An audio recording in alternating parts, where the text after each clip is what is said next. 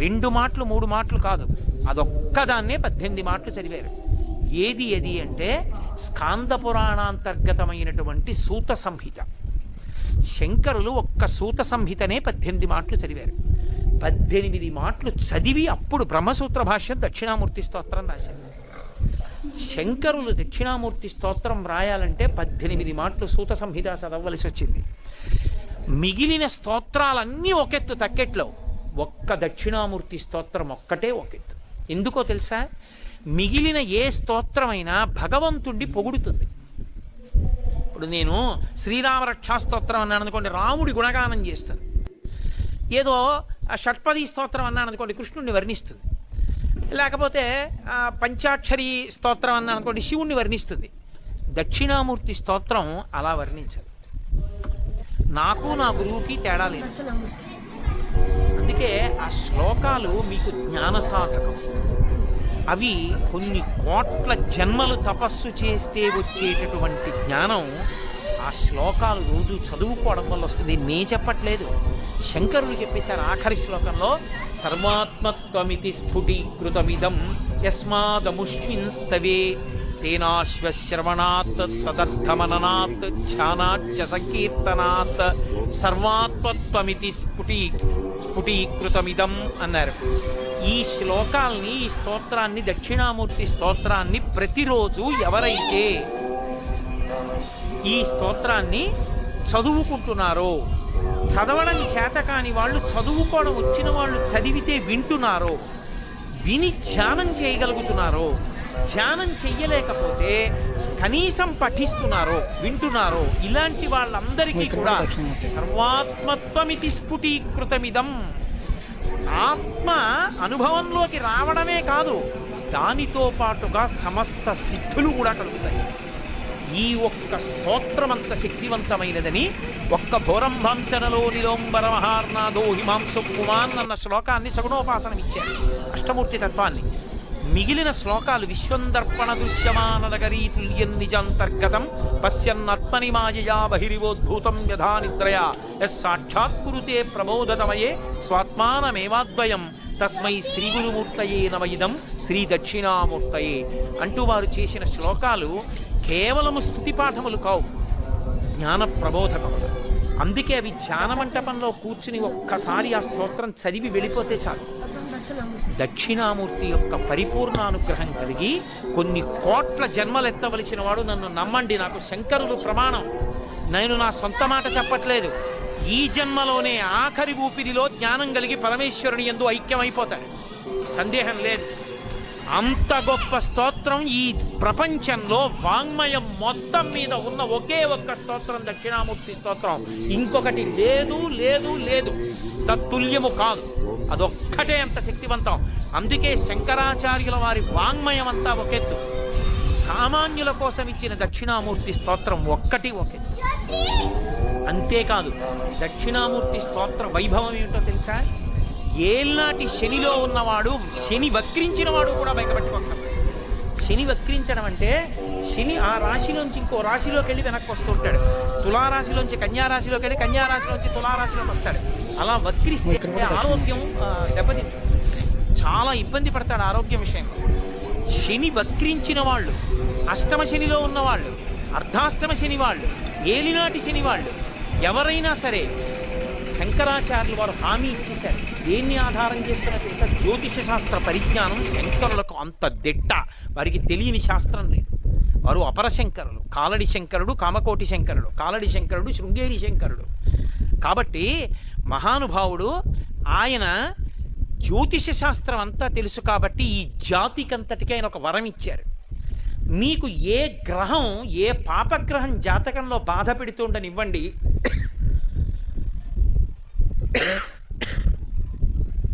గురుగ్రహం యొక్క అనుగ్రహం మీకు ఉన్నంతకాలం మీ జాతకంలో ఇతర గ్రహములు ఏమీ చెయ్యలేవో. అందుకే జ్యోతిష శాస్త్ర పరిజ్ఞానం వేరు, జ్యోతిష శాస్త్ర పరిజ్ఞానం పౌరాణిక జ్ఞానంతో, అందుకే వేదానికి ఉపాంగం. వేదానికి ఉపాంగంగా తెలుసుకోవడం వేరు.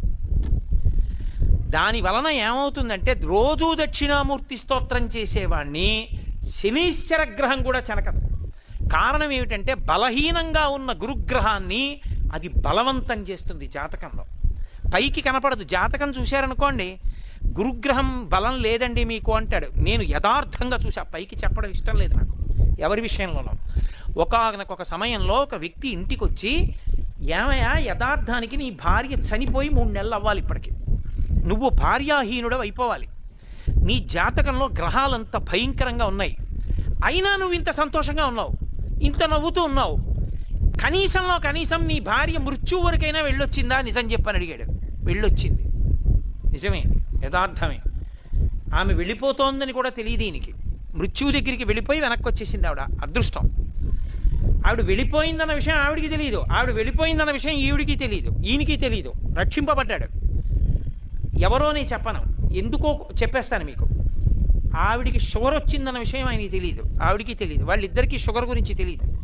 తెలియకపోవడం వల్ల నీరసంగా ఉంటోందని ఆయన ఇంకా గ్లూకోజు పళ్ళు పట్టుకొచ్చేవాడు ప్రేమతో. ఆవిడ ఇంకా గ్లూకోజ్ కలుపు తాగేస్తుండేది, పళ్ళు ఇంకా తినేసి పళ్ళ రసాలు తాగేసింది. 2, 3, 4, 5 దగ్గరికి వెళ్ళిపోయింది షుగర్. తెలియదు వాళ్ళిద్దరికీ షుగర్ గురించి. అసలు ఇవాళ నాకు కాళ్ళు కదలటం లేదండి, చేతులు కదలటం లేదండి, అసలు ఏమిటో నాకు పట్టివ్వట్లేదు, పటకారా వంట చేయలేనంది ఆవిడ. అంటే ఆయన అన్నాడు, ఏమిటి అలా ఉందంటున్నావు, ఓసారి ఫలానా డాక్టర్ గారి దగ్గరికి వెళ్ళి చూపించుకో అని ఆయన వెళ్ళిపోయాడు. ఈ అమ్మాయి డాక్టర్ గారి దగ్గరికి వెళ్ళింది. ఆ డాక్టర్ గారికి ఎందుకో అనుమానం వచ్చి, అది మన జాతి గొప్పతనం ఏమిటంటే, భగవంతుడి ప్రార్థన చేస్తే భగవంతుడు రక్షిస్తాడని ప్రార్థనలు చెయ్యం మనం. భగవంతుడిని ప్రార్థన చేస్తే వైద్యుడిగా రక్షిస్తాడు. కృతజ్ఞత వైద్యుడికి. ప్రథమో దైవ్యోభిషకో, వైద్యుని యందు బుద్ధి ప్రచోదనం చేస్తాడు. వాడి బాధ ఏమిటో పసిగట్టే శక్తి వైద్యుడికి ఇస్తాడు. ఆయన ఎందుకో బ్లడ్ టెస్ట్ చేశాడు. చేసి, అమ్మ మీ ఆయన ఫోన్ నెంబర్ ఇయ్యనా, డాక్టర్ గారే ఫోన్ చేశాడు, ఏమయ్యా మీ ఆవిడ ఇంకో అరగంట ఉంటే చాలా గొప్ప, నువ్వు వచ్చేసాయి తొందరగా. ఆయన గబగబా తిరిగి వచ్చాడు.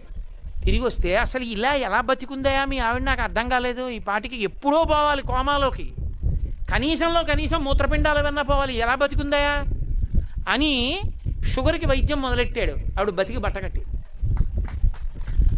ఓ రోజు రాత్రి 8:30కో జ్యోతిష్కుడు వచ్చి ఆయన జాతక చక్రం పట్టుకుని అడిగాడు, ఈ భార్య చచ్చిపోవాలి ఎలా బతికిందని. నేను మీకు యథార్థం చెప్తున్నా, ఆయన బలం ఏమిటో తెలుసా, ఆయన దక్షిణామూర్తి స్తోత్రం ఉపాసన చేశాడు. రోజు దక్షిణామూర్తి స్తోత్రం చదవడం ఆయనకు అలవాటు. అది గురుగ్రహాన్ని ఛార్జ్ చేసేసింది. గురుడు శక్తివంతుడై కూర్చున్నాడు జాతకంలో. గురుడి అనుగ్రహం ఉన్నంతకాలం పాపగ్రహాలు ఏం చేయలేవు, అడ్డుపడిపోతాడంతే. గురువుగారి రక్షణ ఉంటే ఇంకేంటండి, గురువుగారికి వాత్సల్యం ఉందనుకోండి, దేవతలు అనుగ్రహిస్తారంతే. కాబట్టి జాతకంలో గురుగ్రహం యొక్క అనుగ్రహం ఉంది, పాపగ్రహాలు ఊరుకున్న ఏం చేయలేపోయి. ఇంకా ఒక్క శంకరాచార్యుల వారే ఈ జాతికో పెద్ద వరం ఇచ్చారు, నేను వెళ్ళిపోతాను, వీళ్ళని ఎవడు బాగు చేస్తాడని. దక్షిణామూర్తి స్తోత్రం చదువుకుంటే గురుగ్రహం శక్తి పొందేస్తుంది. రోజు ఒకసారి దక్షిణామూర్తి స్తోత్రం చదివారనుకోండి చాలు, అంతే. ఆడవనివ్వండి, మగనివ్వండి, పిల్లలవనివ్వండి, ప్రయోజకులు అవుతారు, చక్కగా ఉంటారు. ఏమి పెద్ద ఇబ్బంది పడిపోయి భయంకరమైన స్థితిలోకి వెళ్ళిపోకుండా కాపాడుతుంది దక్షిణామూర్తి స్తోత్రం, అంత గొప్పది. అందుకే మరి ముద్రణ పడ్డాయో లేదో నాకు తెలియదు. ఇవాళ హరిప్రసాద్ గారి పేరు మీద ఆయన ఇంత తాపత్రయపడినందుకు ఇవాళ ఈ స్తోత్రాన్ని ముద్రణ చేసి మీ అందరికీ ఇమ్మని చెప్పాను. ఇవాళ నుంచి చదివించడం నేర్పుతాను అని. ఎందుకంటే ఇది పట్టుకుని మీరు చక్కగా దక్షిణామూర్తి దగ్గర చదువుకోవచ్చు. అంత గొప్ప మూర్తి ఉంది ఇప్పుడు, అంత గొప్ప ధ్యాన మంటపం వచ్చింది. కాకినాడ కాదు, ఈ చుట్టుపక్కల ఎక్కడా లేదు ఇటువంటి నారదగుండం మర్రి చెట్టు కింద ఉన్న దక్షిణామూర్తి. ఒక్క ఈ సర్పవరం గ్రామానికే పట్టింది ఈ భాగ్యం. నేను కూడా 10 రోజులకో 15 రోజులకో వేళ చూసుకుని ఇప్పుడు ఇక్కడికే వచ్చి కూర్చొని చదువుకుంటాను. అంత గొప్పదని తెలిసిండి నేను మాత్రం ఎలా వదులుకోగలను ఆ శక్తిని? పిల్లలు కూడా వచ్చి చదువుకోవాలి అక్కడ, అంత గొప్ప ప్రాంగణం అయిపోతోంది ఇప్పుడు.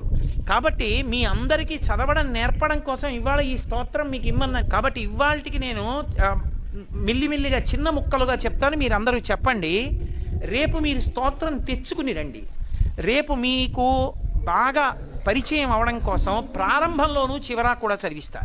అది చాలా ప్రధానం. అదే మీకు రక్షాకవచం, నాకు రక్షాకవచం. అందుకే ఇవాళ నేను మెల్లిమెల్లిగా చెప్తాను, చదవడం మొదలు పెట్టండి. ఇస్తూ ఉండండి, వాళ్ళు అందిన వాళ్ళు చూసుకుంటూ ఉంటారు కనీసంలో కనీసం. అంత గొప్పది దక్షిణామూర్తి స్తోత్రం. అది ఇచ్చినటువంటి ఘనత ఈ లోకంలో శంకరాచార్యుల వారికి చెల్లింది. అటువంటి శంకర భగవత్పాదుల జయంతి వచ్చేస్తోంది, వైశాఖ శుక్ల పంచమి. అటువంటి మహానుభావుడు ఈ దేశంలో అవతరించాడు. ఆ శంకరాచార్యుల వారు పుట్టిన వైశాఖ మాసం వస్తూ ఉండగా దక్షిణామూర్తి ప్రతిష్ఠ జరగడం, ఈ స్తోత్రం మనకు అందడం మన యొక్క విశేషమైనటువంటి అనుగ్రహం. హరిప్రసాద్ గారు ఎన్నో పుణ్యకార్యాలు చేశారు. వాటన్నిటి యొక్క ఫలితం ఆయన ఇవాళ చేస్తున్న దక్షిణామూర్తి ప్రతిష్ఠ. వాటి ఫలితం ఈ స్తోత్రాన్ని భక్తులకి పంచిపెట్టడం. కాబట్టి అందరూ చెప్పండి చక్కగా. మౌనవ్యాఖ్య ప్రకటిత పరబ్రహ్మతత్వం యువానం వర్షిష్ఠాంతే వసదృషిగణైః ఆవృతం బ్రహ్మనిష్టైః ఆచార్యేంద్రం కరకలిత చిన్ముద్ర ఆనందరూపం స్వాత్మారామం ముదితవదనం దక్షిణామూర్తిమీడే వటవిటపి సమీపే భూమిభాగే నిషణ్ణం సకలమునిజనానాం జ్ఞానదాతారం ఆరాత్ త్రిభువనగురుమీశం దక్షిణామూర్తిదేవం జనన మరణ దుఃఖచ్ఛేద దక్షం నమామి. చిత్రం వటతరోర్మూలే వృద్ధాః శిష్యా గురుర్యువా గురోస్తు మౌనం వ్యాఖ్యానం శిష్యాస్తు ఛిన్న సంశయాః నిధయే సర్వవిద్యానాం భిషజే భవరోగిణాం గురవే సర్వలోకానాం దక్షిణామూర్తయే నమః. ఓం నమః ప్రణవార్థాయ శుద్ధ జ్ఞానైకమూర్తయే నిర్మలాయ ప్రశాంతాయ దక్షిణామూర్తయే నమః. సదాశివసమారంభాం శంకరాచార్యమధ్యమాం అస్మదాచార్యపర్యంతాం వందే గురుపరంపరాం. విశ్వందర్పణ దృశ్యమాననగరీ తుల్యం నిజాంతర్గతం పశ్యన్నాత్మని మాయయా బహిరివోద్భూతం యథా నిద్రయా యస్సాక్షాత్కురుతే ప్రబోధసమయే స్వాత్మానమేవాద్వయం తస్మై శ్రీగురుమూర్తయే నమ. ఇదం శ్రీదక్షిణామూర్తయే బీజస్యాంతరివాంకురో జగదిదం ప్రాంగ్నిర్వికల్పం పునః మాయాకల్పిత దేశకాలకలన వైచిత్ర్య చిత్రీకృతం మాయావీవ విజృంభయత్యపి మహాయోగీవయ స్వేచ్ఛయా తస్మై శ్రీగురుమూర్తయే నమ. ఇదం శ్రీదక్షిణామూర్తయే యస్యైవ స్ఫురణం సదాత్మకమసత్కల్పార్థకం భాసతే సాక్షాత్ తత్వమసీతి వేదవచసా యో బోధయత్యాశ్రితాన్ యస్సాక్షాత్కురుతే యస్సాక్షాత్కరణాత్ భవేన్న పునరావృత్తి భవాంభోనిధౌ తస్మై శ్రీ గురుమూర్తయే నమ ఇదం శ్రీ దక్షిణామూర్తయే.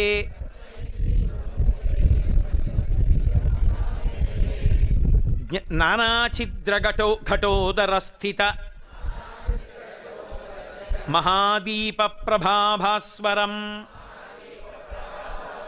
జ్ఞానం యస్యతు చక్షురాది కరణద్వారా బహిస్పందతే జానామీతి తమేవ భాంత అనుభాత్యేతత్ సమస్తం జగత్.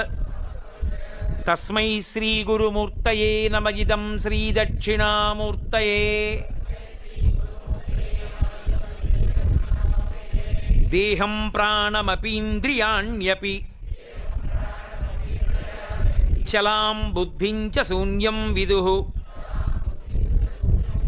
స్త్రీ బాల అంధ జడ ఉపస్త్వహమితి భ్రాంతా భృశంవాదినః మాయాశక్తి విలాసకల్పిత మహావ్యామోహ సంహారిణే. తస్మై శ్రీగురుమూర్తయే నమ ఇదం శ్రీదక్షిణామూర్తయే. ఏది కొంచెం ఇక్కడి నుంచి కొంత తేలిగ్గానే ఉంటాయి కాబట్టి పూర్తిగా చెప్పండి. రాహుగ్రస్త దివాకరేందు సదృశో మాయా సమాచ్ఛాదనాత్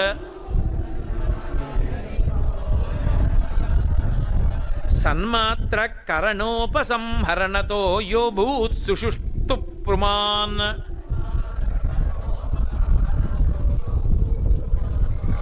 సన్మాత్ర కరణోపసంహరణతో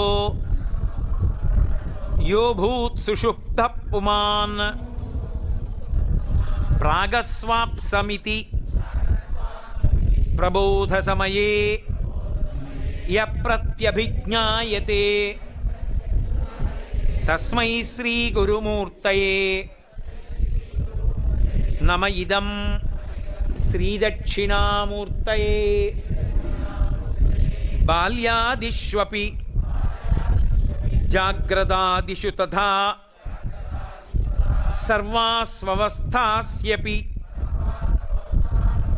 వ్యావృత్తా స్వనువర్తమాన మహమిత్యంతఃస్ఫురంతం సదా. స్వాత్మానం ప్రకటీకరోతి భజతాం యో భద్రయా ముద్రయా. తస్మై శ్రీ గురుమూర్తయే నమ ఇదం శ్రీ దక్షిణామూర్తయే.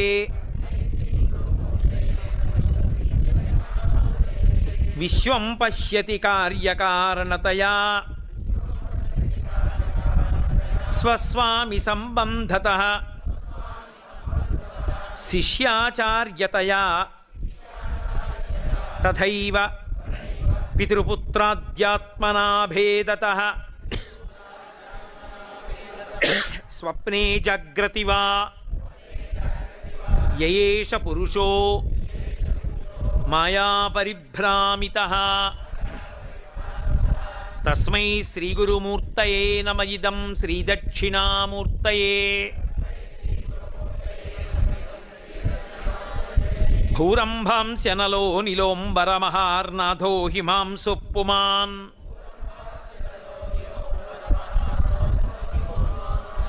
ఇత్యాభాతి చరాచరాత్మకమిదం యస్యైవ మూర్త్యష్టకం నాన్యత్కించన విద్యతే. విమృశతాం యస్మాత్ పరస్మాత్ విభో. తస్మై శ్రీ గురుమూర్తయే నమ ఇదం శ్రీ దక్షిణామూర్తయే. సర్వాత్మ సర్వాత్మత్వమితి స్ఫుటీకృతమిదం యస్మాదముష్మిన్ స్తవే తేనాస్య శ్రవణాత్ తదర్థమననాత్ ధ్యానాచ్చ సంకీర్తనాత్ సర్వాత్మత్వమితి సర్వాత్మత్వ మహావిభూతి సహితం స్యాదీశ్వరత్వం స్వతః